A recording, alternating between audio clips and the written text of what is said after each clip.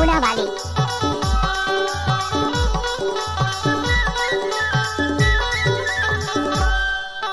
नवा है सूजी नवा दवाई। अब सुनत है यार, बताना जी। झंडरानो डर लगती का। हाय नवा है सूजी नवा दवाई, झंडराना बाई हो। अभी कैसे लागथे? आई बने लगती गा तोर सूजी की मोला दवाई, बने लगती गा तोर सूजी की मोला दवाई। कैसे लगथे ओ मोर सूजी के तोला दवाई, कैसे लगथे ओ मोर सूजी के तोला दवाई।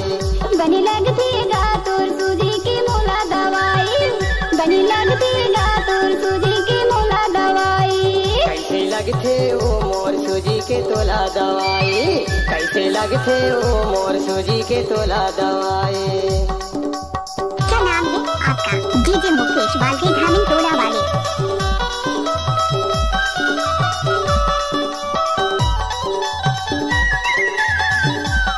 अरे भर माते बे भाई।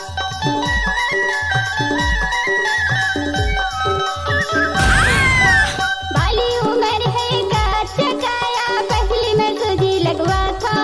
ऐसे काला बतावा है मोर करुणा, मन भर के डरा था। आहा बाली उम्र है कच्चा काया, पहली में सूजी लगवा था। काला बतावा है मोर करुणा, मन भर के डरा था। ए नवा है सूजी नवा दवाई, धीरे धीरे लगवा ले।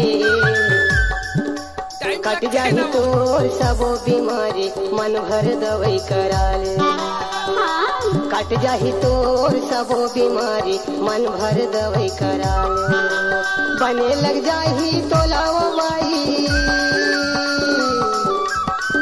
ये बने लग जाही तोलावा माई, झंडराना बाई हो।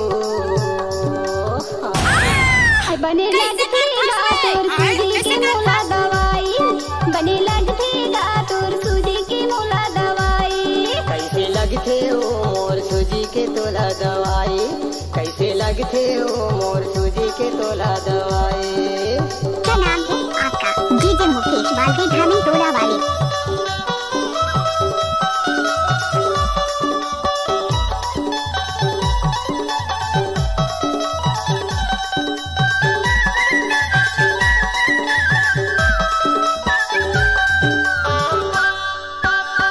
ए हाँ मन भर दवाई करा ले ओ भाई, भग जाबे त बिहनिया। ऐसे दिन बुल जाही रात हो जाही, नहीं चले जी कनिया। ई मोर मायारू जावन लेना, धीरे धीरे भग जावा। ऐसे कल मंझनिया ताकी रेबे, फिर ला होट के यहाँ। आहा ए मोर मायारू जावन लेना, धीरे धीरे भग जावा।